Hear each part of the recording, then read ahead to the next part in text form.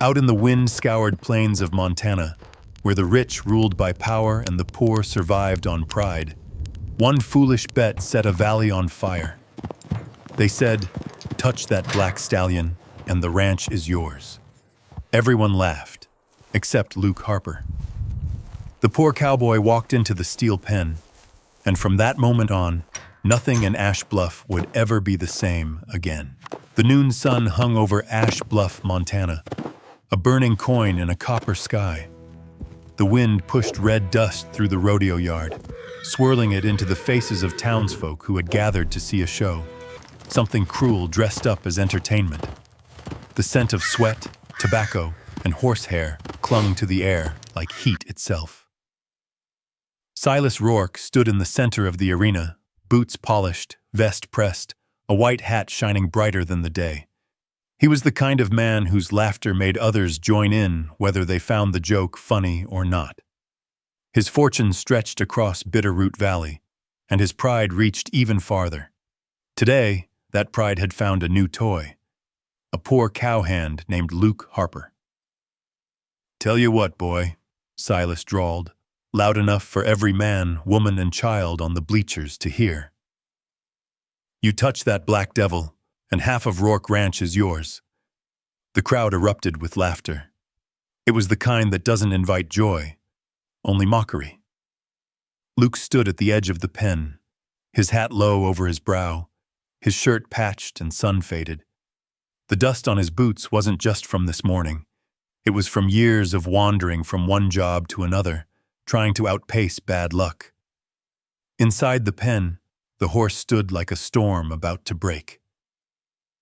Gravel was its name, though folks whispered it like a curse. A stallion taller than any man, black as midnight coal, with a mane that whipped like wind-torn silk. His eyes glowed red in the sunlight, wild and aware, and every breath came out in snorts of steam and rage. "He's broken every rider who's tried," someone shouted. "Snapped Hank Willis's arm last summer," another added. "Boy won't last 10 seconds," a third voice sneered. Luke didn't look up. He could feel their eyes crawling over him, the pity, the ridicule, the hungry curiosity. His hand trembled once as he lifted his hat from his head. He set it gently on a fence post, dust swirling around the brim. The silence that followed felt like a dare. He stepped into the pen. The heavy gate groaned shut behind him. For a moment, everything went still. The band, the chatter, even the wind seemed to pause. The stallion pawed at the dirt, a sound like thunder muffled under sand. Luke's heartbeat matched that rhythm. He'd worked horses all his life, though never one this fierce. Still, he knew one thing. Fear was a language animals read faster than words. He kept his distance, didn't raise his hands, didn't reach for the rope someone tossed his way. Instead, he watched. Gravel circled, muscles rippling beneath a coat slick with sweat. Each step was measured, as if the beast were testing the ground and the man standing on it. Silas laughed, loud and sharp. "Well, what's wrong, Harper? Forget how to move?" Luke ignored him. His eyes caught a flicker, barely noticeable, the way Gravel's left shoulder dipped each time he turned. Not anger, pain. He'd seen it before in plow horses worked too hard and too long. He exhaled slow, the way you'd calm a spooked foal. The stallion's ears twitched toward the sound. "Easy, boy," Luke murmured, voice low, steady, more a vibration than words. He took one step forward. The horse screamed. It was a sound that shook the dust loose from the rafters. He reared high, hooves slicing the air, shadow falling across Luke like the wing of death. The crowd gasped as Luke stepped back, but only half a stride. His boots stayed planted in the dirt. His hand lifted slightly, palm open. "Easy now," he whispered again. For a split second, the impossible happened. Gravel hesitated. The stallion's front hooves hit the ground with a heavy thud, nostrils flaring, breath steaming in the cold sunlight. Between them hung something fragile, like the pause before a prayer. Then Silas barked a laugh that shattered it. "That's close enough, cowboy. Wouldn't want you dying on my property." The crowd joined him, laughter spilling out like broken glass. Luke's jaw tightened. He glanced up at Silas, then back at the stallion. In those wild, intelligent eyes, he saw something no one else in Ash Bluff could see, a plea buried beneath fury. Luke turned away, opened the gate, and walked out, the sound of jeers following him all the way to the dirt road beyond the fence. He didn't answer a single word. He didn't look back. Behind him, gravel let out a low, restless whinny that rolled across the valley like thunder. Luke stopped at the edge of the road. His hand brushed the old scar along his forearm, a reminder of another horse, another lifetime. He stared out toward the horizon where Bitterroot Valley stretched into the haze of late afternoon. Maybe it wasn't madness, he thought. Maybe it was a chance. He pulled his hat down low, turned, and started back toward the pen, dust rising behind him like the tail of a comet. The laughter from the stands had faded, but it lingered in the air like smoke that refused to clear. The sun was already sinking toward the far ridge, turning Bitterroot Valley into a haze of copper and ash. By the time Luke reached the far fence line, the crowds had scattered. Only a few boys lingered near the arena, tossing pebbles and daring each other to step closer to the stallion's pen. When they saw Luke coming, they ran. No one wanted to be seen speaking to the fool who thought he could touch the devil horse. He stopped beside the rail, resting his arms on the rough timber. Gravel stood at the far end of the enclosure, flank gleaming with sweat, tail swishing against the dusk. The stallion's head turned, ears flicking at the sound of boots on gravel. Luke didn't move. He simply stood there, breathing with him. Slow, steady, patient. A crow called from the fence post above, its caw echoing into the emptiness. Somewhere behind the barn, a door slammed. Luke looked up and saw Benji Tate, the old foreman, watching from a distance. The man's gray hair was tucked under a sweat-stained hat, his face as lined as a map of old roads. He gave Luke a look that hovered between warning and pity before disappearing into the shadows. Luke sighed, pulled his blanket roll from his shoulder, and began setting up camp beside the pen. The earth was dry and cracked. He drove 2 stakes into the ground, stretched a torn canvas between them, and lit a small fire from the splinters of broken fence boards. The flames popped, painting his face in soft amber. From inside the pen came the faint shuffle of hooves. He looked over at the stallion again. Gravel hadn't moved, but his breathing had changed, slower, deeper. Luke smiled to himself. "You're listening," he murmured, voice almost lost in the wind. Night came fast. The stars spilled across the Montana sky like shards of ice. Luke sat cross-legged by the fire, chewing on a piece of jerky, the taste leathery and bitter. His body ached from long years in the saddle, from fences mended and nights slept under nothing but open sky. But tonight, the ache was heavier. It wasn't just hunger or exhaustion. It was the weight of being the only man in town no one believed in. The fire crackled, a lonely sound in all that quiet. He reached into his coat pocket and pulled out a small wooden flute, smoothed by time and touch. It had belonged to his mother, who'd played it after long days when the wind howled through their broken cabin and his father had gone silent from debts he couldn't repay. Luke lifted the flute to his lips and let the first note drift into the night. It was a slow, wandering tune, soft enough not to spook the horse, sad enough to fill the empty spaces between the stars. Gravel's ears twitched at the sound. His head lifted, eyes glinting in the dim firelight. Luke kept playing, steady and calm, the melody weaving through the dark until the stallion took a step closer, then another. By the time Luke lowered the flute, Gravel stood just beyond the fence, breath fogging in the cool air. They watched each other for a long moment, 2 creatures bound by something they couldn't name. Then the horse snorted and turned away, retreating into shadow. Luke smiled faintly. "That's enough for one night," he whispered. He laid down near the dying fire, hat pulled over his eyes, and tried to sleep. But the wind had a restless edge. It slid through the valley, carrying with it sounds that didn't belong. The distant jingle of metal, the creak of boots on wood. Gravel stirred, snorted, his hooves scraping against the ground. Luke pushed himself up on one elbow. The fire had burned down to coals. He squinted toward the barn, seeing only the outline of the fence against a silver wash of moonlight. Then, faintly, a flicker, a lantern moving low and slow, weaving between the stalls. He rose without a sound, one hand brushing the revolver at his belt, though he didn't draw it. The lantern stopped near the gate to Gravel's pen. He saw the glint of a blade in that weak light, a quick motion sawing against the rope latch. "Hey!" Luke barked. The lantern jerked, and a shadowed figure straightened, startled. The knife flashed again, then vanished as the man took off running. Luke sprinted toward the fence, boots pounding the dry ground. Gravel reared at the commotion, kicking up a storm of dust. Luke reached the gate, his hands slamming against the wood. The rope was half cut through. He looked into the night, but saw nothing beyond the trembling circle of lantern light. Whoever it was had disappeared into the dark. He stood there for a long moment, breathing hard, the metallic taste of adrenaline sharp on his tongue.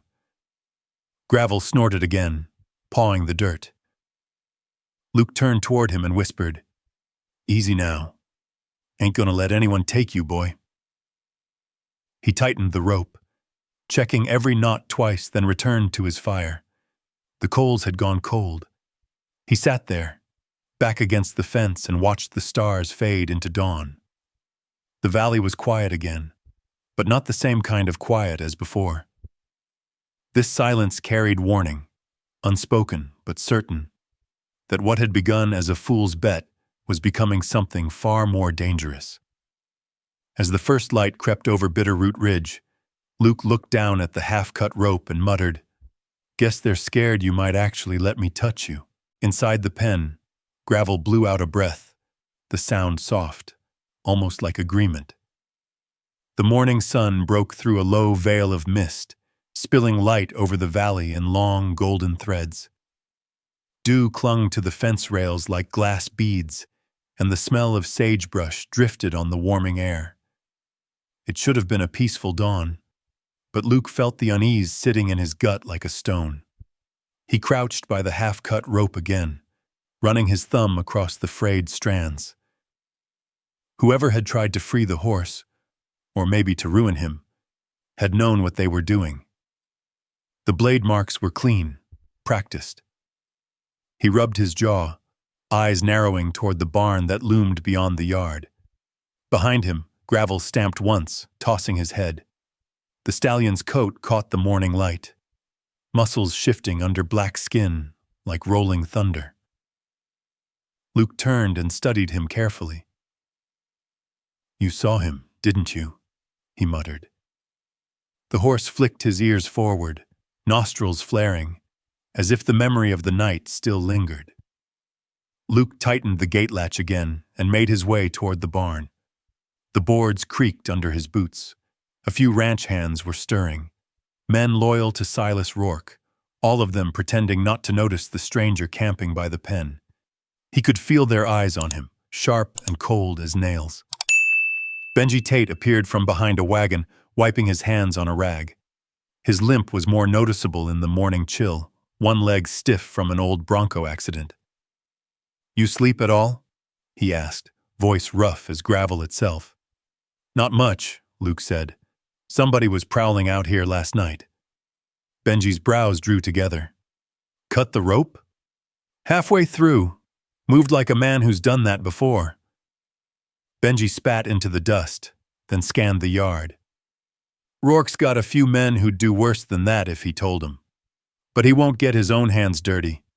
He'll smile at you come sundown, buy the crowd around, and let someone else do the bleeding." Luke nodded. That's what I figured. Benji sighed. You should walk away, Harper. That stallion ain't worth your bones. Luke looked past him, to where Gravel paced the pen, mane tossing in the light. It ain't about the bet anymore.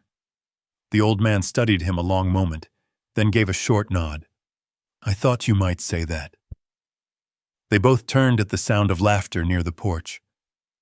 Crowley Pike, the biggest of Rourke's hands, with a scar running down one cheek, was leaning against a post, spinning a knife idly between his fingers. His grin carried no warmth. Morning, Benji. Morning, hero, Crowley called out. Heard you're planning to sing lullabies to that beast till he hugs you. Benji's jaw tightened. Mind your tongue, Pike. Crowley smirked. Just saying, the boss don't like squatters, especially ones who make him look like a fool in front of a crowd. Luke didn't rise to the bait. Tell your boss I'm not leaving. Crowley flicked the knife into the dirt at Luke's feet, the blade quivering in the dust. Guess I'll tell him you're too stupid to take advice then. He turned and strode off, boots kicking up little storms behind him. Benji muttered a curse under his breath. That one's poison. Keep your eyes open tonight. Luke glanced down at the knife still trembling in the dirt.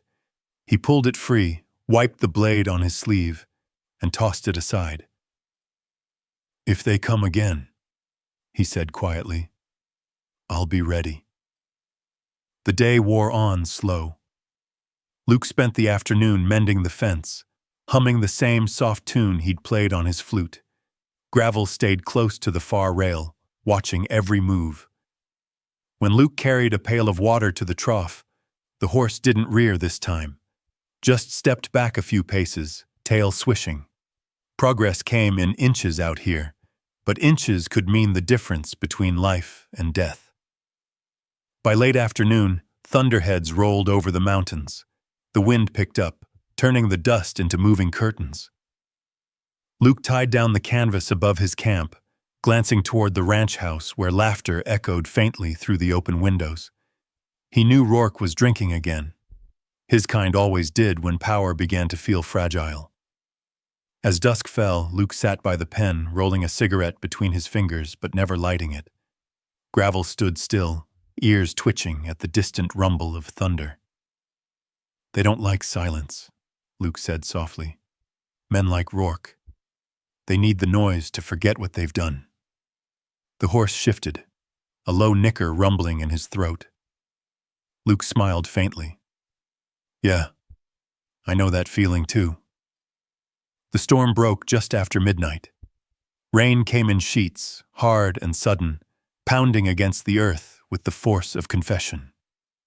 Lightning split the sky over Bitterroot Ridge, painting the valley in white for an instant. Luke rose, checked the fence and made sure his small fire pit was covered. Gravel snorted and paced, head tossing against the wind. A second flash illuminated a figure moving near the barn, then gone as quick as it came. Luke's stomach clenched. He grabbed the lantern, shielding it against the rain, and ran toward the sound. His boots splashed through mud, heart pounding louder than the thunder. He reached the corner just as the figure turned, a man soaked to the bone, eyes wild in the lightning flash. Crowley Pike. The same sneer, the same knife now glinting wet. "What are you doing out here?" Luke shouted over the rain. Crowley stepped forward. "Checking the fences," he said, voice slurred with whiskey. "Boss don't like loose animals." "You mean me or the horse?" Luke shot back. The knife gleamed again. "Both." Before Luke could answer, another voice cut through the storm. "Drop it, Pike!" Benji stood under the barn eave, a rifle leveled steady despite the shaking wind. His coat flapped like a broken sail, but his aim didn't waver. "You make one, move," he growled, "and I'll put a hole clean through that pretty grin." Crowley froze. The rain hissed around them. For a heartbeat, no one moved. Then Luke stepped closer, palms open. "Don't make this worse. Whatever Rourke's paying you, it ain't worth your soul." Crowley's jaw twitched. For a second, Luke thought he saw doubt flicker there. Then the man laughed, a short, brittle sound, and dropped the knife into the mud. Benji lowered the rifle. "Get out of here," he barked. "Tell your boss next time. I'll aim higher." Crowley's eyes burned with humiliation, but he backed away into the darkness until the storm swallowed him. When the rain finally eased, Luke helped Benji back under the awning. The old man's hands trembled as he set the rifle down. "Told you he was poison," he muttered. Luke nodded. "You saved both of us tonight." Benji gave a small smile. "That horse already owes you more than he knows. Guess I just kept the score even." They looked toward the pen. Gravel was standing near the rail, rainwater streaming down his flanks, eyes fixed on Luke through the gloom. The thunder rolled one last time across the valley. Luke felt something stir in his chest. Not fear this time, but the strange beginning of trust. The storm had passed, leaving the world rinsed and trembling. Water dripped from the eaves of the barn, and the first light of morning came soft and silver, stretching long shadows across the valley. The air smelled of wet hay, iron, and pine sap. For the first time since he'd stepped into Ash Bluff, Luke felt a quiet that wasn't empty. Gravel stood by the far rail, his black coat glistening with dew. He no longer paced. He just watched Luke, head lowered slightly, ears turned forward like he was waiting for something. Luke poured water into a tin bucket, his movements slow, deliberate. He walked toward the fence, careful not to look directly at the stallion. Eye contact could still mean challenge. When he set the bucket down, Gravel flinched, muscles tensing under his wet hide, but he didn't bolt. "That's good," Luke said softly, the way a man might talk to the wind. "You stay right there." He stepped back 3 paces, folded his arms, and waited. The sun climbed higher, cutting through the thin fog. Flies buzzed lazily around the pen, and a hawk called somewhere high above. Gravel edged forward, one careful step at a time. His nostrils flared as he sniffed the rim of the bucket. Then, cautiously, he drank.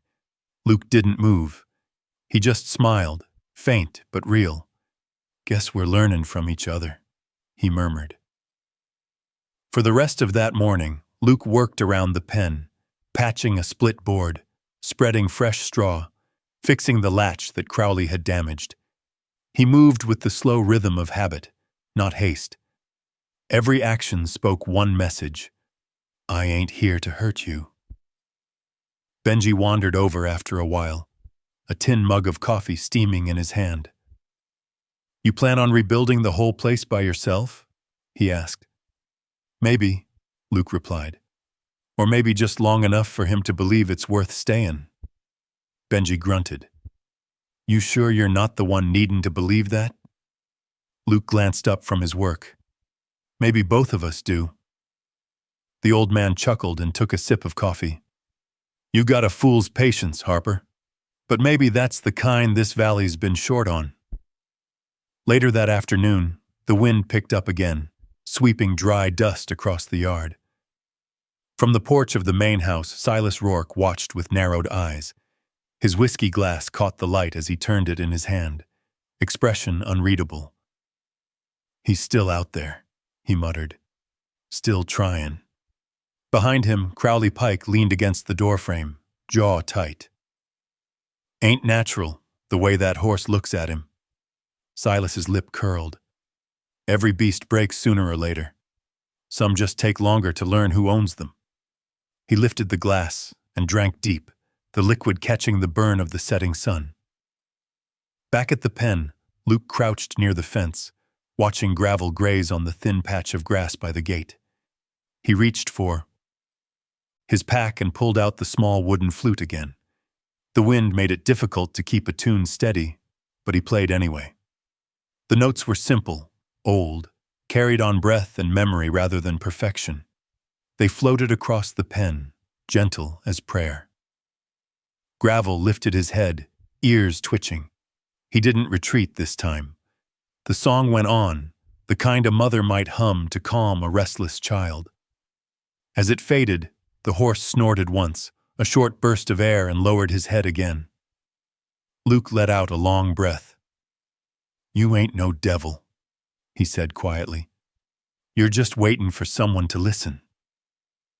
When twilight settled, Benji stopped by Luke's camp again. He brought half a loaf of bread and a tin of beans. "You'll starve before you tame that beast," he said. Luke smiled. "Maybe I'm not trying to tame him." Benji frowned. "Then what the hell are you doing?" Luke poked at the fire. "Learning how to ask instead of order. Folks been trying to break that horse for years. Nobody ever thought to earn him." Benji stared into the flames. "You talk like my wife used to, before the fever took her. She said the same about people. You can't force trust. You gotta sit with it till it comes to you." The two men sat in silence for a while, the fire popping between them. A lone coyote howled in the distance.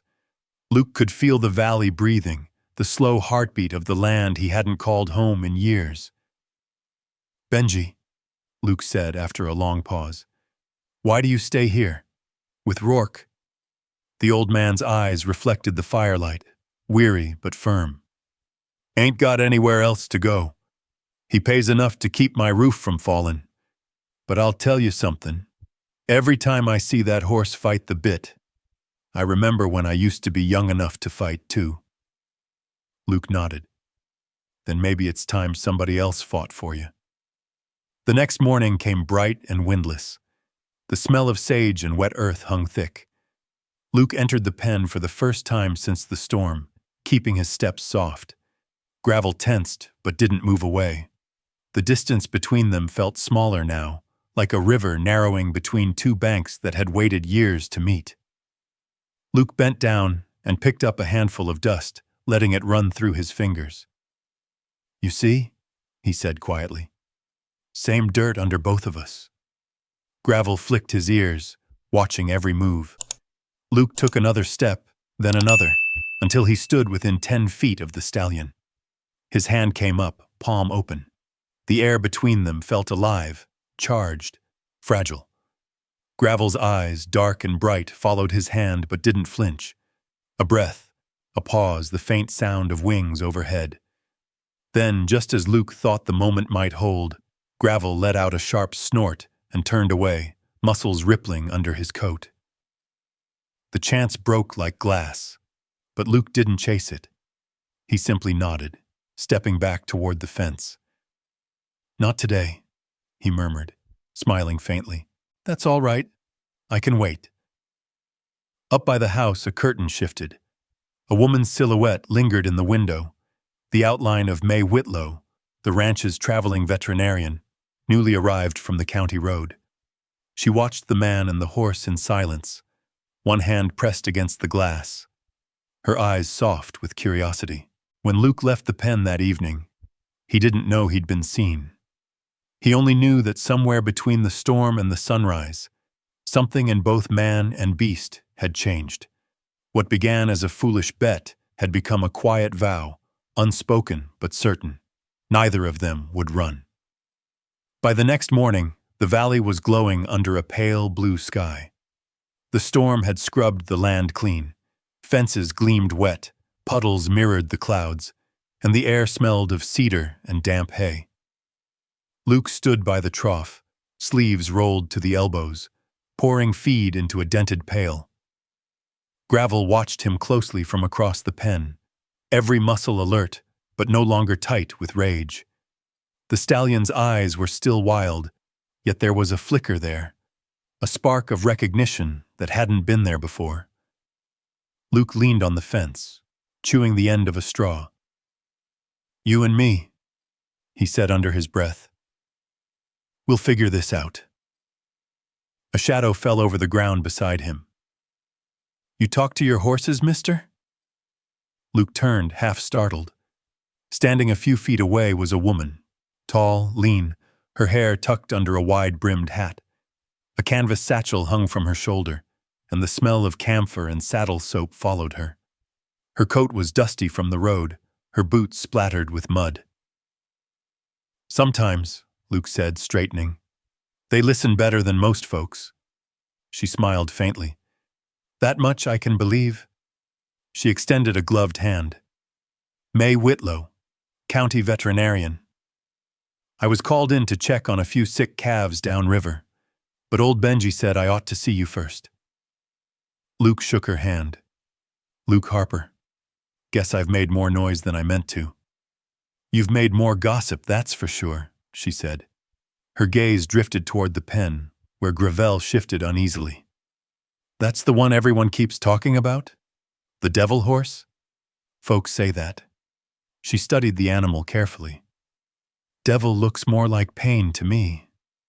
Luke blinked. You see it too? May nodded. Left shoulder. The way he braces when he turns. Might be scar tissue.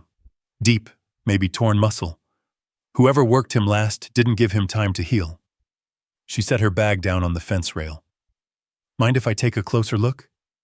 Luke hesitated, then nodded. If he lets you. She climbed the rail, slow and deliberate, keeping her posture relaxed. Gravel's ears twitched, and his head came up high, eyes rolling white. May stopped halfway, speaking in a calm, even tone. Easy, boy. Easy now. Her voice carried the quiet confidence of someone who'd seen worse tempers in both beasts and men. Luke stood nearby, ready to intervene if the horse lashed out. But Gravel didn't strike.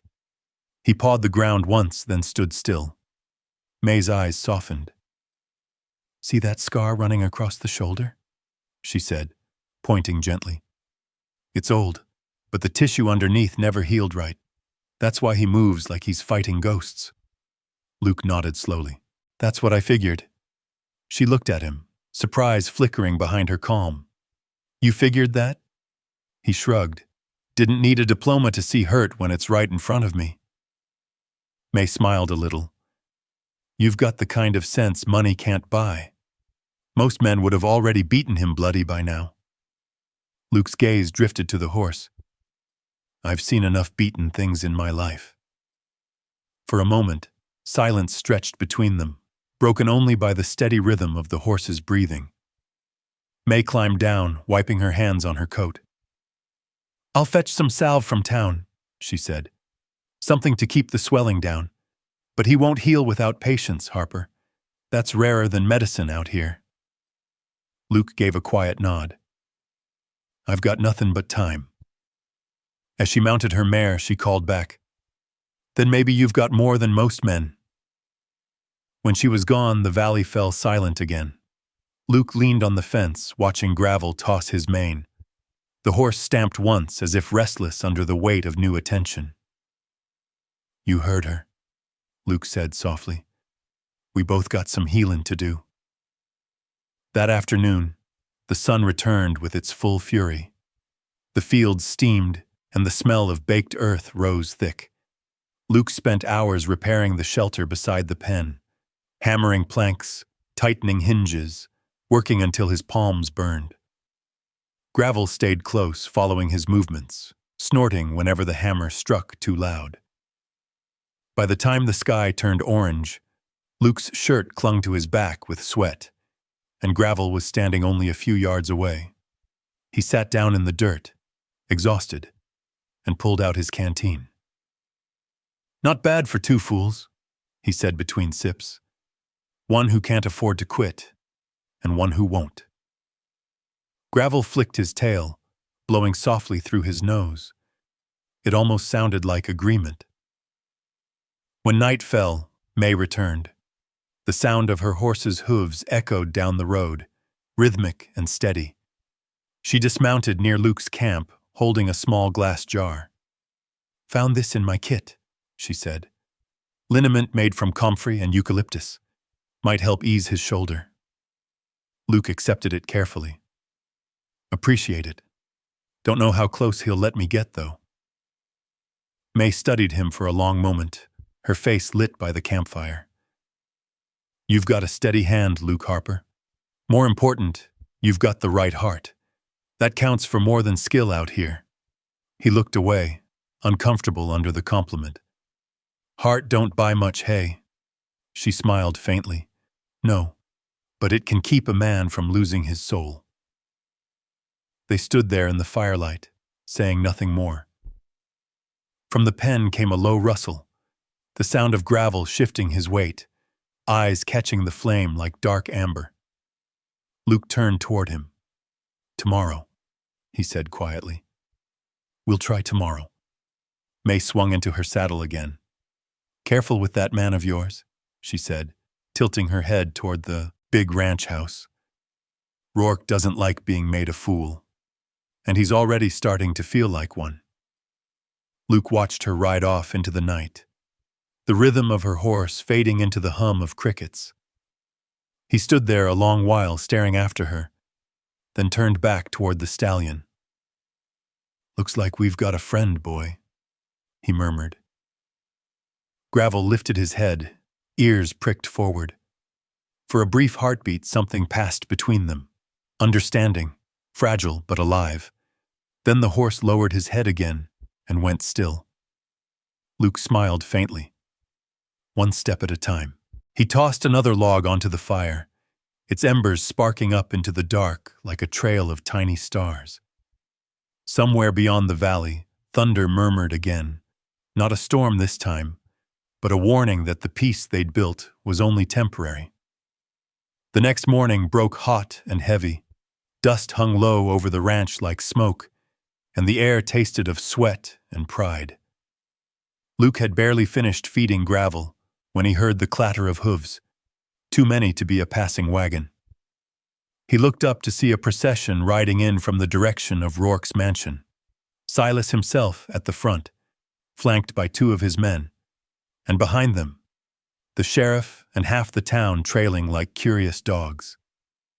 The sun caught Silas Rourke's white hat as he dismounted, the shine blinding. He straightened his vest, loud enough for everyone to notice, and called out, "Well, Harper, seems you've been busy playing horse doctor out here." Luke wiped the sweat from his brow, his tone steady. "Just doing what needs doing." Silas's smile was all teeth. "Then let's make what you're doing worth something. Folks around here been whispering, saying you got that devil eaten out of your hand. Let's see if there's truth to it." The crowd murmured. Even the sheriff shifted uncomfortably. Luke could feel the weight of every eye on him, but he didn't flinch. "What are you asking, Rourke?" Silas spread his arms like a preacher at the altar. "Simple. You want this land, boy? You want a name bigger than a campfire story? 14 days. You break that stallion, ride him clean across this yard, and half of Bitterroot's yours." His voice dropped lower, the words like honey and poison. "But if you fail, you leave Ash Bluff for good. No work, no charity, no second chances." Gasps rippled through the onlookers. Benji Tate muttered under his breath, "He's setting a trap, Luke." Luke looked at Silas, at the smirk that never quite reached his eyes. Then he turned toward the pen, where Gravel stood motionless, watching from behind the rails. 14 days, Luke said. "Then you'll get your show." Silas chuckled. "Now that's the kind of talk this town's been missin'."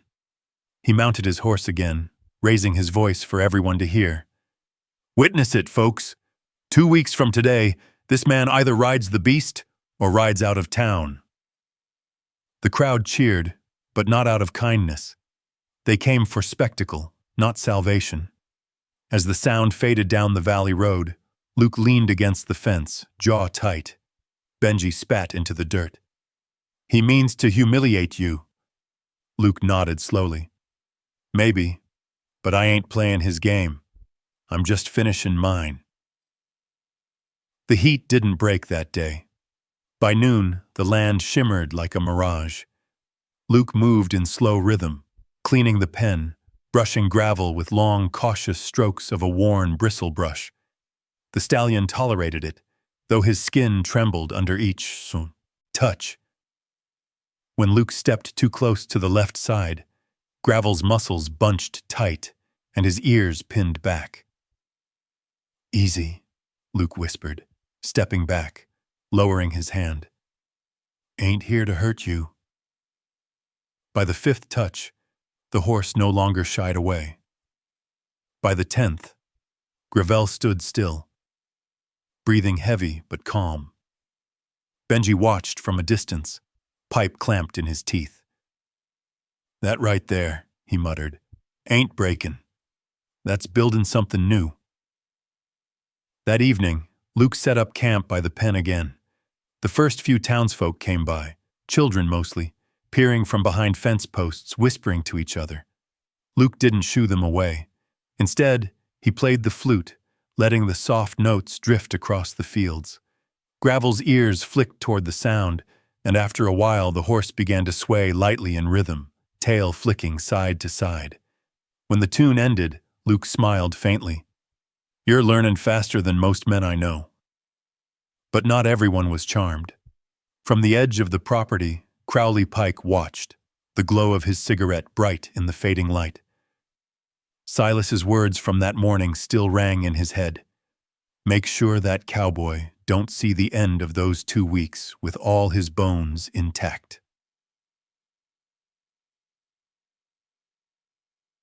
The following days passed in a blur of heat and dust. Word spread fast. Luke Harper, the fool, was still at it. Some folks came to gawk, others to gamble. Men placed bets in the saloon over how long he'd last before Gravel trampled him. Silas basked in it, buying rounds of whiskey for anyone who called Luke's name a punchline. But for every laugh, there were eyes that began to watch with something else. Curiosity, maybe even respect.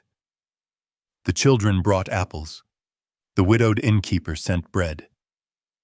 May Whitlow stopped by every evening, her mare tied to the fence, her steady hands checking Gravel's shoulder. "He's healing," she said one night. "Slowly, but right. You keep this up, he might just carry you before the month's done." Luke smiled. "He'll carry himself first. Then we'll see." May looked at him for a long moment, something unreadable in her gaze. "You know this isn't just about the horse anymore." Luke nodded. "It never was." On the 12th evening, the valley blazed with sunset, painting everything in gold and fire. Luke stood inside the pen, Gravel only a few feet away. He'd worked the horse all day. No whip, no rope, no shouting. Just patience and breath and rhythm. Gravel's ears were forward now, not flat. The air between them felt lighter, alive. Luke reached out, slow and steady. The stallion's nostrils flared, his muscles trembled. Then, miracle quiet, the horse didn't move. Luke's fingertips brushed against the coarse hair of Gravel's neck. The world seemed to stop. The wind, the dust, even the far-off calls of crows, all of it vanished.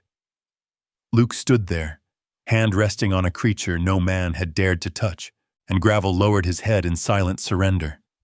Benji, watching from the fence, whispered, "He did it." But Luke didn't raise his arms in victory. He just breathed, whispering back to the horse, "You and me, partner. We ain't done yet." From the porch of the main house, Silas Rourke had seen everything.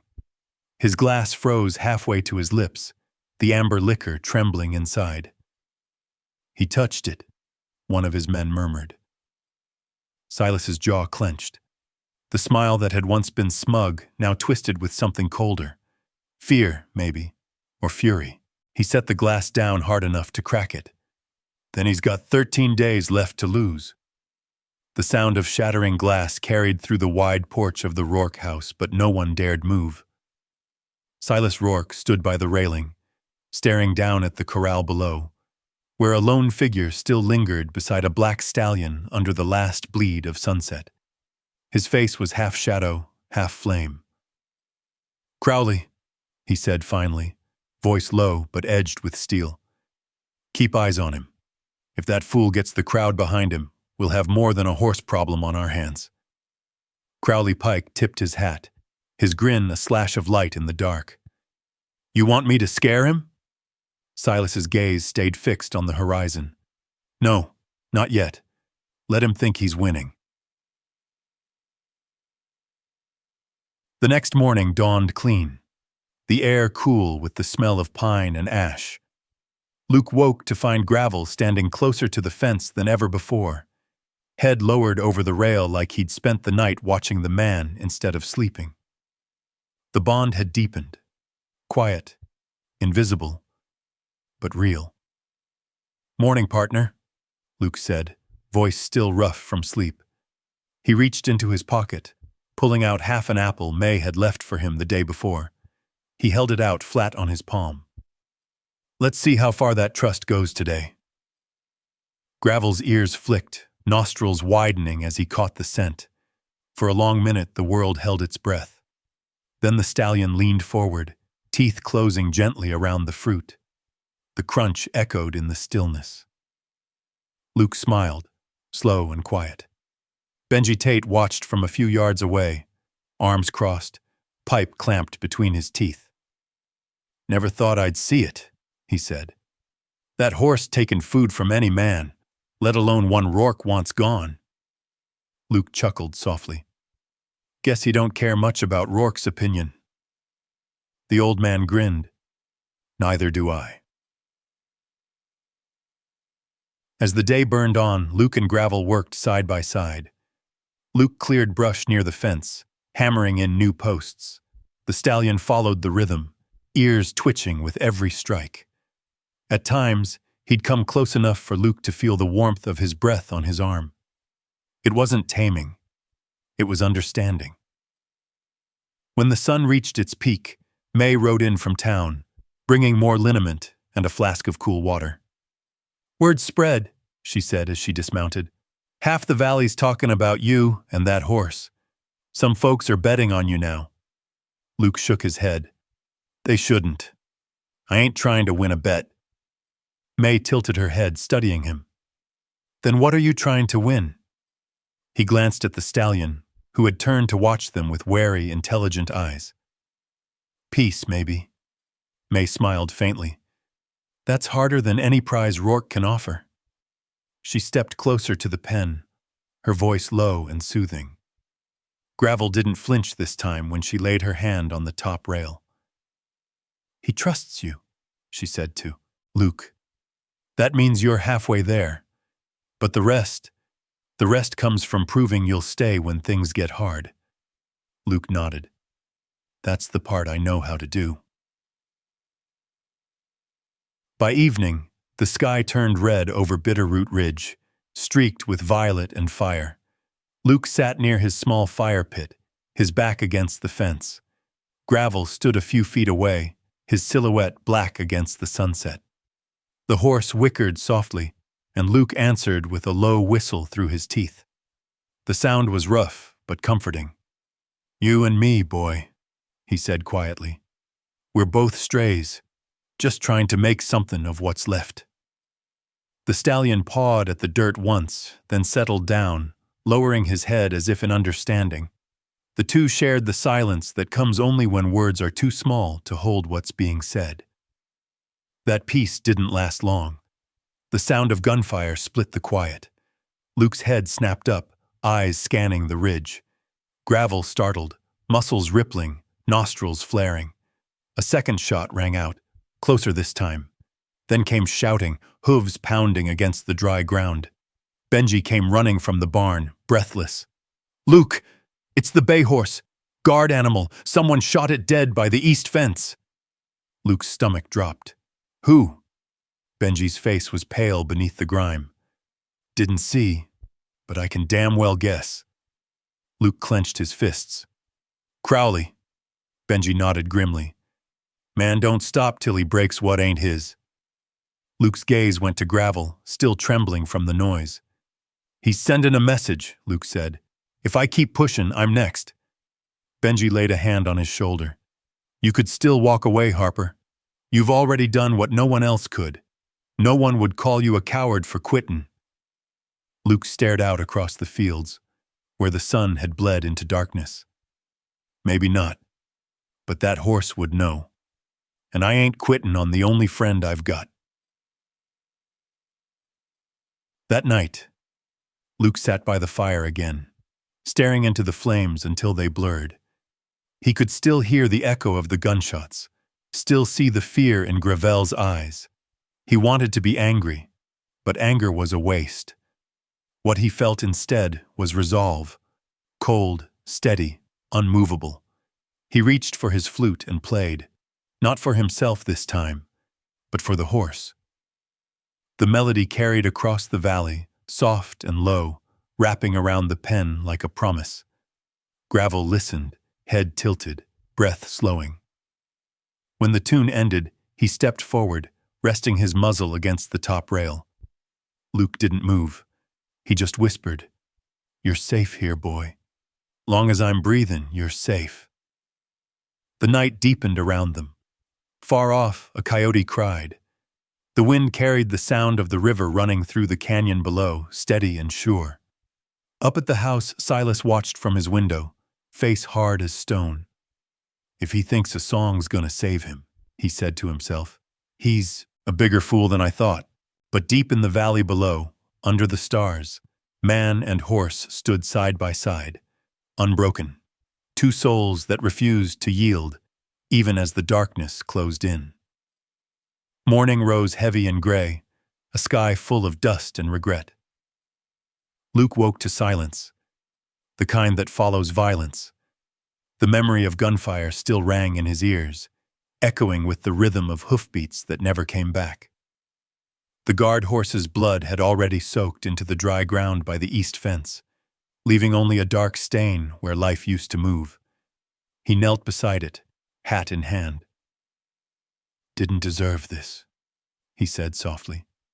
His voice was gravel low, raw from a night without sleep. Benji stood beside him, pipe cold between his teeth. "They wanted to rattle you," the old man said. "Show you what you're up against." Luke rose slowly, brushing the dust from his knees. "They did more than rattle me, Benji. They reminded me why I'm here." Back near the corral, Gravel paced, uneasy from the smell of blood that drifted through the wind. Luke moved to him, speaking calm. "Ain't gonna let 'em scare us off, boy." The stallion's ears twitched at his voice, eyes dark and restless. By mid-morning, word of the killing had spread.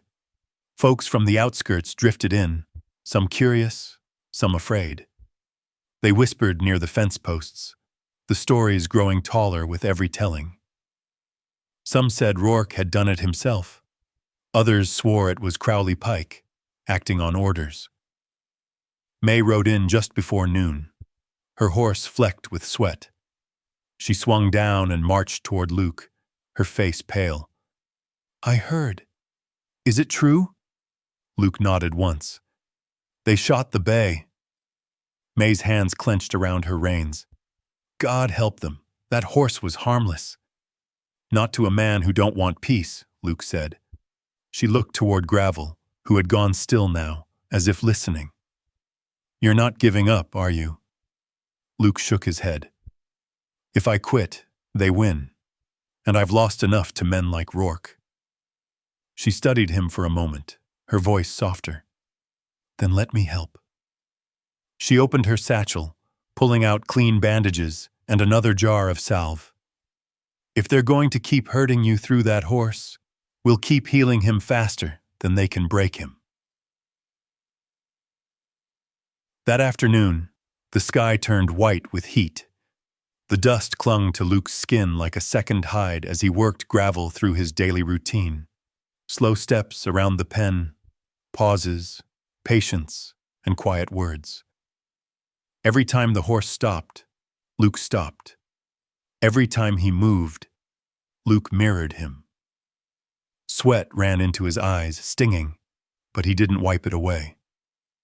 By sunset, the rhythm between them had settled into something close to grace. May watched from the fence, her brow softening as she saw the change. Gravel lowered his head and let Luke brush the dust from his mane. Each stroke was careful, tender, earned. "Doesn't seem like a devil anymore," May murmured. "He never was," Luke replied.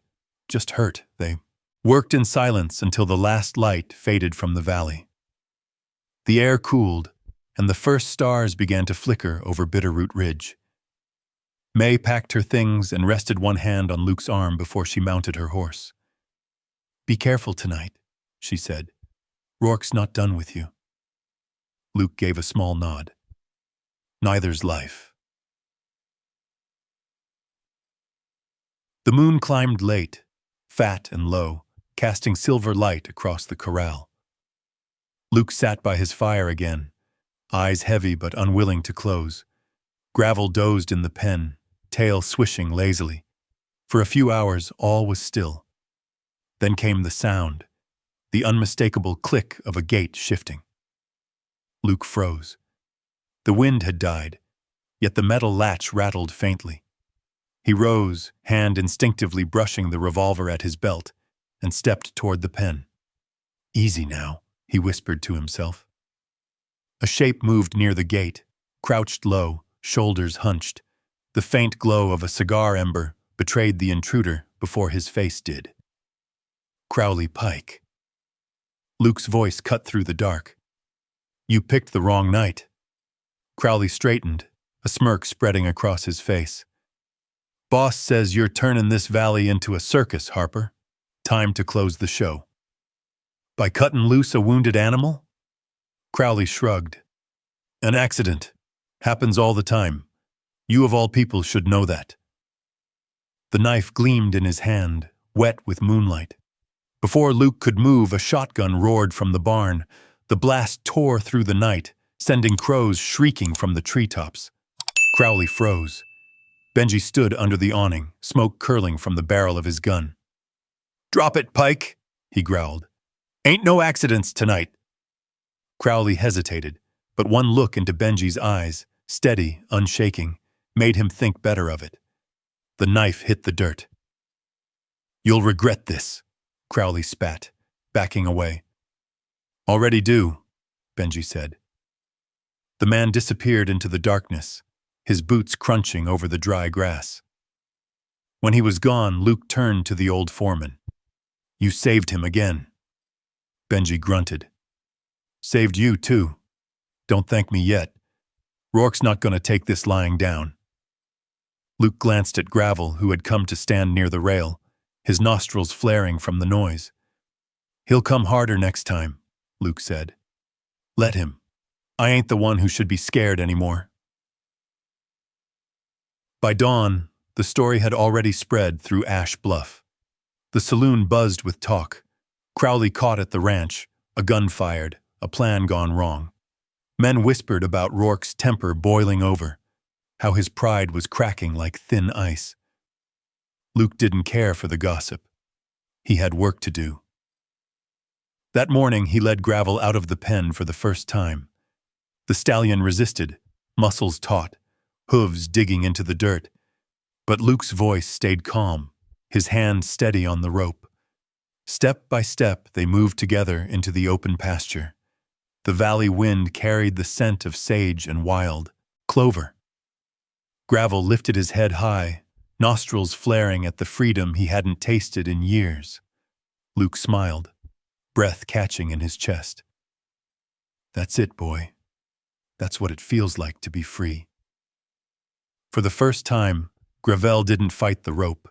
He followed. Up on the ridge, a group of townsfolk had gathered, drawn by rumor and disbelief. Some clapped, some cheered, and for a brief, fragile moment, Ash Bluff felt alive again. But among the cheers, one man rode away in silence. Silas Rourke.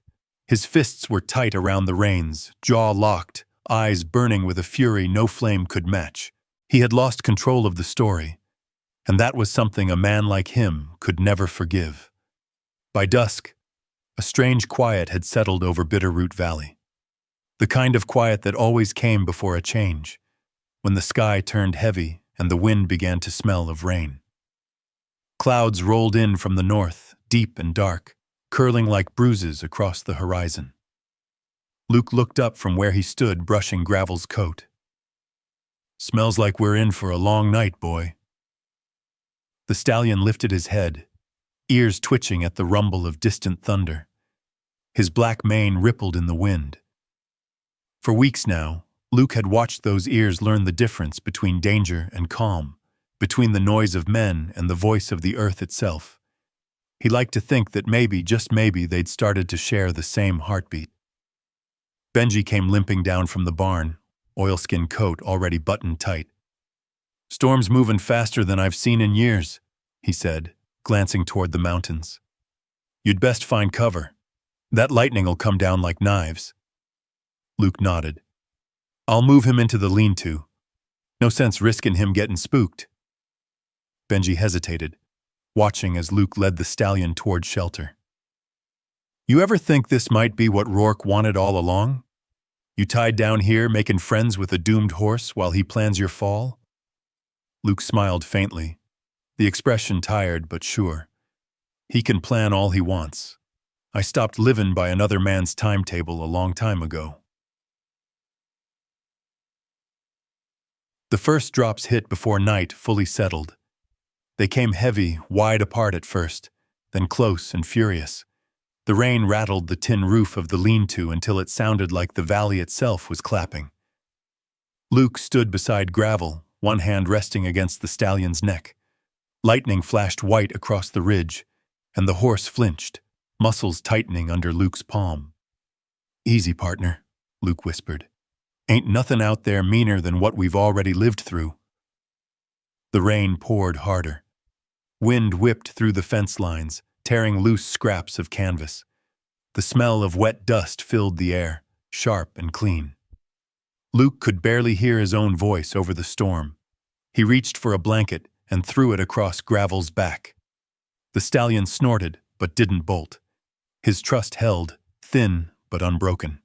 Then a sound split through the storm, a high, panicked scream that didn't belong to thunder. Luke froze. Gravel jerked his head, eyes wide. The cry came again, closer this time. "Benji!" Luke shouted, but the wind swallowed his voice. He grabbed the lantern, shielding the flame with his hand as he pushed into the rain. The ground had turned to mud, sucking at his boots. Lightning flashed again, showing the fence line ahead, and a shape collapsed near the gate. "May!" he yelled, running forward. She was on her knees, soaked to the skin, one hand clutching her horse's reins, the other pressed to a bleeding gash on her forehead. I was riding back from town," she stammered. "Branch came down in the wind. Spooked my mare." Luke lifted her gently to her feet. "You shouldn't have come out here." "I heard the storm and thought of the horse," she said. "Didn't want him hurt." He half laughed, half sighed. "You and me both." With one arm around her, he led her to the lean-to. Gravel snorted as they entered, nostrils flaring at the smell of blood and fear. "Easy, boy," Luke murmured. "She's a friend." The stallion's ears flicked forward, and slowly his muscles eased.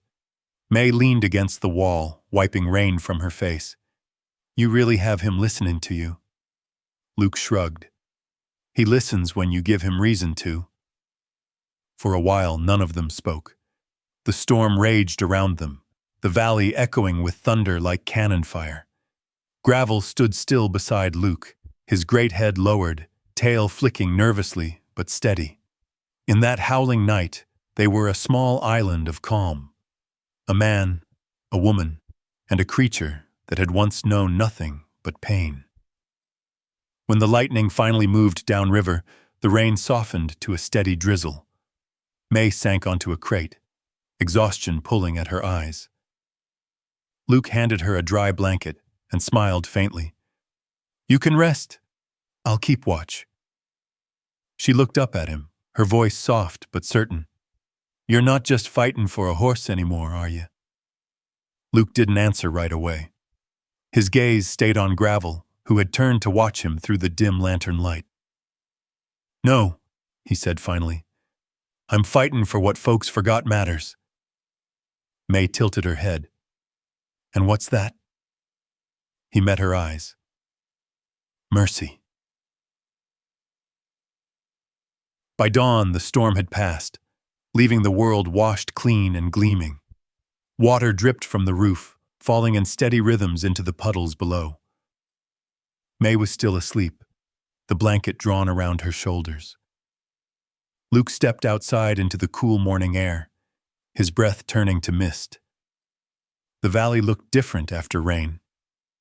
The dust was gone, replaced by the smell of wet grass and pine. Overhead, the sky stretched wide and pale, streaked with the last wisps of storm clouds. Luke walked to the pen, where Gravel waited, steam rising from his coat. The stallion came forward as soon as he saw him. No snort, no hesitation, just quiet recognition. Luke reached out a hand, and Gravel pressed his muzzle against his palm. It was the gentlest thing Luke had ever felt. "Guess we made it through, huh?" he said softly. The horse exhaled, warm breath curling around Luke's fingers. Benji appeared from behind the barn, hat dripping water. "Heard about the doc," he said. "She all right?" "She'll be fine," Luke replied. "Tougher than any of us." Benji nodded. "And you two?" He jerked his chin toward Gravel. "Looks like something's changed." Luke smiled faintly. "Storm broke more than clouds last night." The old man chuckled. "Then maybe that's what this valley needed. A good clean break." Luke glanced up at the mountains, where sunlight was spilling down the slopes in golden sheets. For the first time since he'd arrived, he felt something close to peace.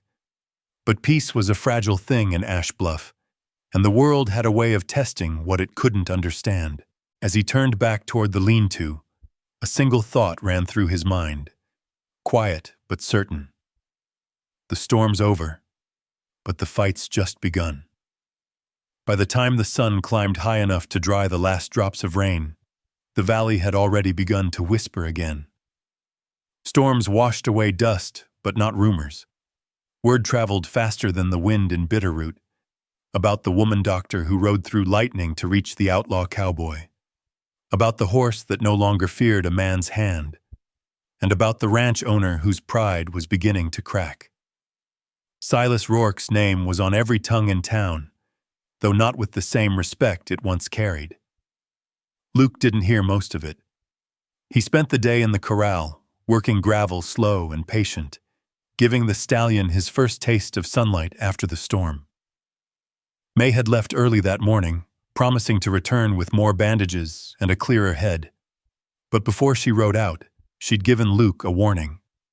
"Something's wrong with the way that wound healed," she'd said, tracing the line of the scar across Gravel's shoulder.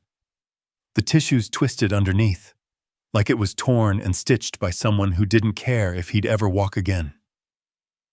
Luke hadn't said it aloud, but he'd felt it too. Each time Gravel turned left, there was a faint hitch in his stride, a flinch that wasn't just habit. Pain still lived in that shoulder, old and buried deep. Now, in the full heat of midday, Luke watched the horse circle the pen. "You got secrets, don't you, boy?" he muttered.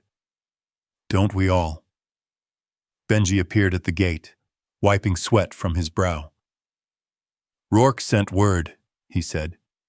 "He's comin' down tomorrow to see how things are progressin'."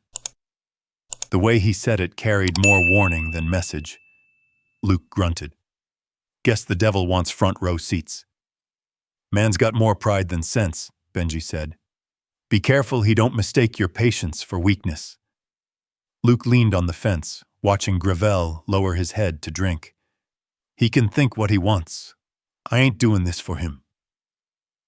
Benji nodded, though his eyes carried the same worry May's had.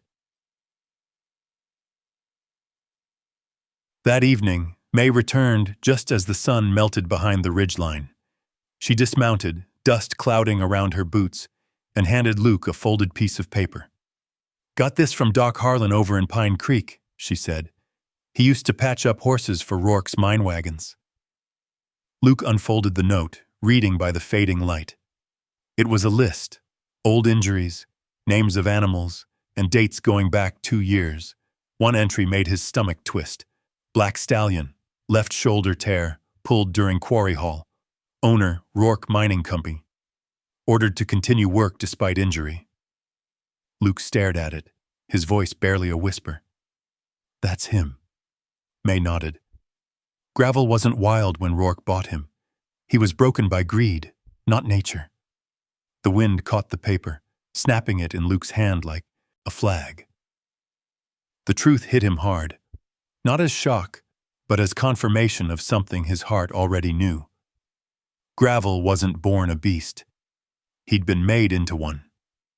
That explains the fury, Luke said. He wasn't fightin' riders. He was fightin' pain. And memory, May added softly. Animals don't forget cruelty, Luke. They just carry it quieter than people do. For a long time, neither spoke. The sky deepened to indigo, and the first stars blinked awake. Finally, Luke folded the paper and tucked it into his vest. Then we're not just healin' a horse, he said. We're fixin' what Rourke broke. The next day dawned cruelly bright. Silas Rourke arrived before noon, dressed in clean linen and arrogance. His boots shone like glass, his hat immaculate. Behind him trailed Crowley Pike, sullen and bruised but obedient. A few townsfolk followed, drawn by the scent of spectacle. Well now, Silas drawled, dismounting with the grace of a man who'd never earned his dust. Looks like we've turned a monster into a mule. Luke didn't rise to it. You here to see progress or cause trouble? Rourke smiled thinly. One usually follows the other. He leaned against the rail, studying Gravel. The horse stood calm, tail flicking lazily, eyes following Luke's every move. I'll admit, Rourke said, I didn't think you'd last this long, but patience won't win you this ranch. I want to see proof. You'll see it when he's ready, Luke replied. Rourke's voice sharpened. 4 days left, Harper. The town's waitin'. You either ride him or you pack your things. Luke met his gaze, steady as stone. I'll ride him when he lets me. Rourke chuckled, turning away. Then I suppose I'll be expectin' a goodbye come Sunday. He swung into his saddle and spurred his horse hard, leaving a swirl of dust that tasted like contempt. Crowley lingered a moment, his eyes darting between Luke and Gravel. You ought to quit while you still can, he muttered. Luke's jaw tightened. Tell your boss I don't take orders from broken men. Crowley's mouth twitched, but he said nothing more. He mounted up and followed. The rest of the day passed under a quiet tension.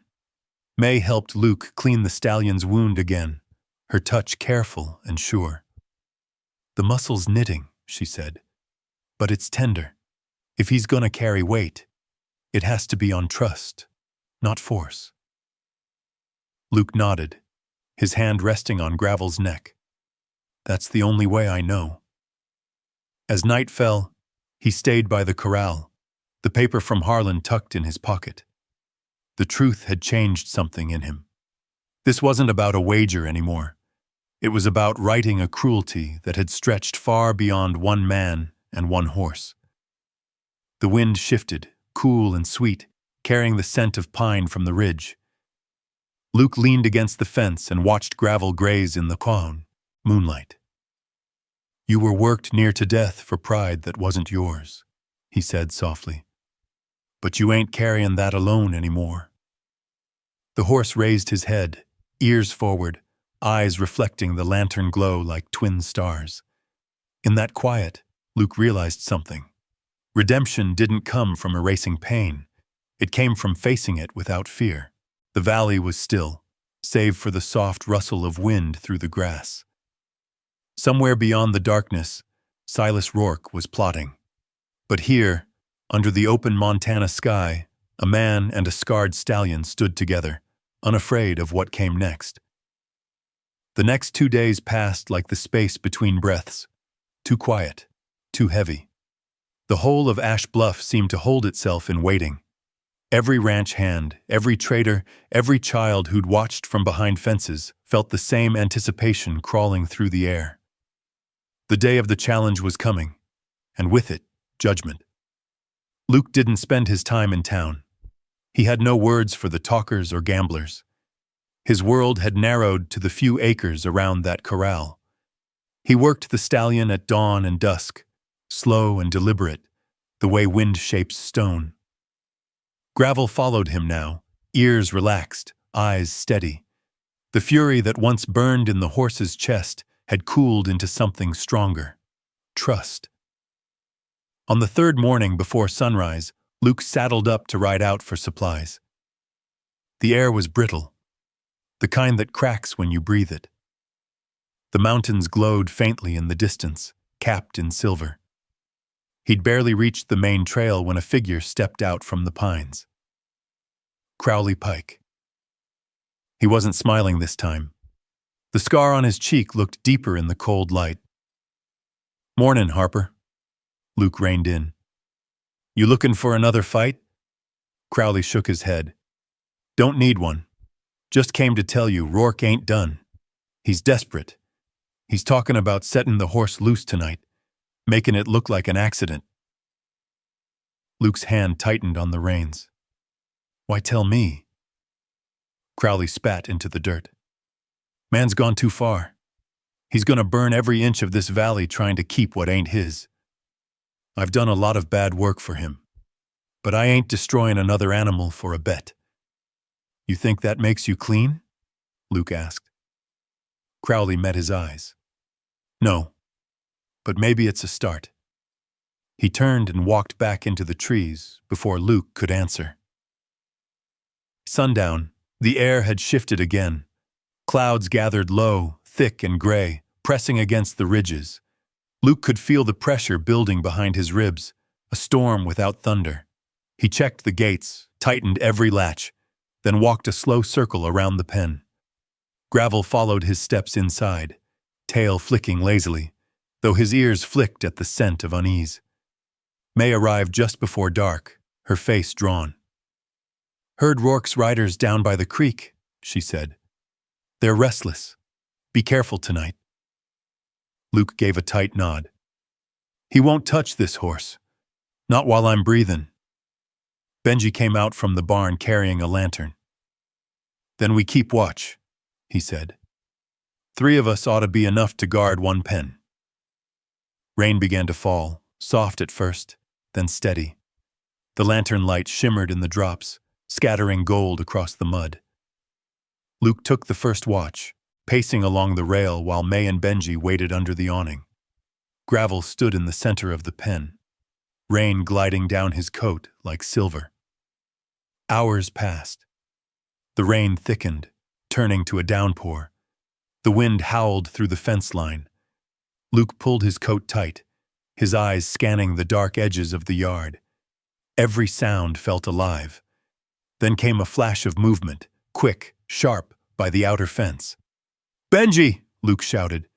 The old man was already on his feet, rifle raised. Another lightning flash lit the yard, revealing 2 shadows by the far gate. One held a knife, the other a coil of rope.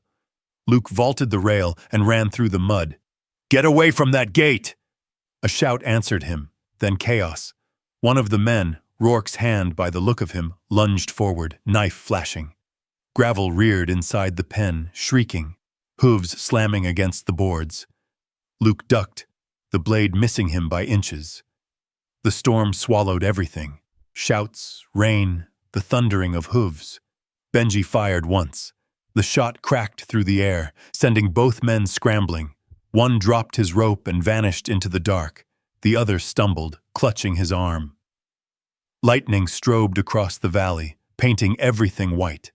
Luke could see Rourke's house on the hill, its windows blazing like eyes. "Go!" Luke barked at the wounded man. "Tell your boss he's already lost."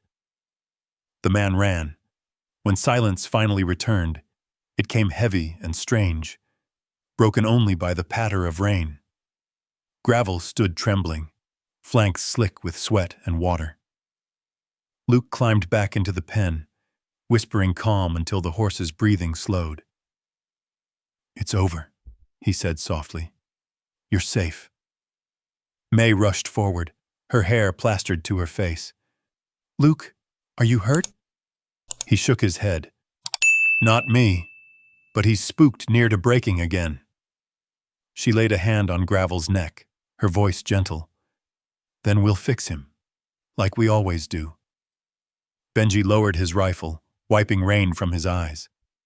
I told you he'd come, he muttered. Pride like that don't die easy. Luke looked toward the hill, where Rourke's house loomed dark now, its lights finally gone out. No, he said quietly. But come sunrise, everyone's gonna see what kind of man he really is. By dawn, the storm had passed, leaving behind a valley scoured clean again. Mud clung to Luke's boots as he walked the fence line, checking every post. The world smelled of wet cedar and ash. Gravel followed him like a shadow, calm now, trusting. May joined him by the gate, wrapping her shawl tighter around her shoulders. He'll be back for the reckoning, she said. You know that. Luke nodded. And this time, the truth comes with him. He pulled the folded paper from his vest, the record May had found, proof of what Rourke had done to the horse. This here's more than words on a page. It's every scar that man ever caused. Benji came limping up from the barn, his voice rough but sure. You ready for tomorrow? Luke looked toward the east, where the sun was climbing over Bitterroot Ridge, burning through the mist. Gravel's black coat caught the light, turning bronze at the edges. Yeah, he said quietly. We're ready. He placed a hand against the stallion's neck. Tomorrow, we ride. And when it's done, this valley won't belong to fear anymore. The dawn that broke over Bitterroot Valley the next morning carried a strange stillness, the kind that came before a reckoning. The air was clear and cold, the kind that burned your lungs when you breathed it in. From the high ridge, Luke could see the town already stirring. Wagons lined the road to Rourke's ranch. Word had spread overnight. The challenge would be settled at noon. May met him by the fence, her hair tied back, a calm strength in her eyes. He's ready, she said. Luke nodded, though his throat felt tight. So am I. Benji limped up behind them, a rifle slung over his shoulder, though there'd be no need for it now. Town's gathered early, he said. Looks like the whole valley's waiting to see which man breaks first, you or him. Luke smiled faintly. Then they're gonna see something different. Not breaking. Healin'. He brushed the last of the mud from Gravel's coat. The stallion stood steady, the scar on his shoulder gleaming pale in the light. For the first time, there was no fire of defiance in his eyes, only a quiet alertness, a shared understanding that neither man nor horse would be alone anymore. By noon, the crowd filled every inch of the arena. The bleachers groaned under their weight, and the chatter rose like bees in a hive. Children perched on fences. Men leaned against posts. Women shaded their eyes against the glare. At the far end stood Silas Rourke, immaculate as ever, though his jaw was set tight. When Luke entered leading Gravel by the reins, the noise changed. Murmurs of disbelief rippled through the crowd. The black stallion walked calm beside him, each step measured, deliberate. Rourke's eyes narrowed. You've got nerve, Harper, he called out. But nerve won't keep you in the saddle. Luke ignored him. He stepped into the center of the ring, loosened the reins, and placed a hand on Gravel's neck. The stallion didn't flinch. Ladies and gents, Benji called out from the announcer's stand, his voice rough but steady. Today's the day this valley decides what kind of strength it believes in, one bought with coin and cruelty, or one earned with patience. The crowd hushed. Even the wind seemed to stop. Luke moved slow. He lifted the saddle and laid it across Gravel's back. The horse's muscles twitched once, then stilled. Gasps rippled through the bleachers. He tightened the cinch strap, checked the stirrup, and stepped back. Gravel turned his head, watching him, calm as morning water. When Luke set his boot in the stirrup and swung up, the arena went silent. He settled into the saddle, hands light on the reins, heart pounding like a drum against his ribs. For a long moment, nothing moved.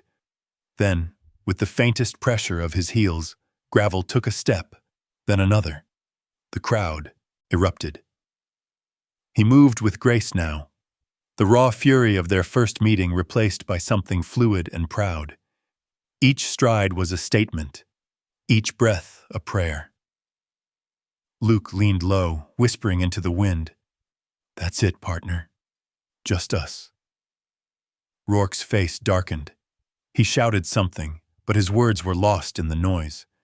Luke guided the stallion into a wide circle. The hooves struck the dirt in rhythm, kicking up golden dust that caught the sun like sparks.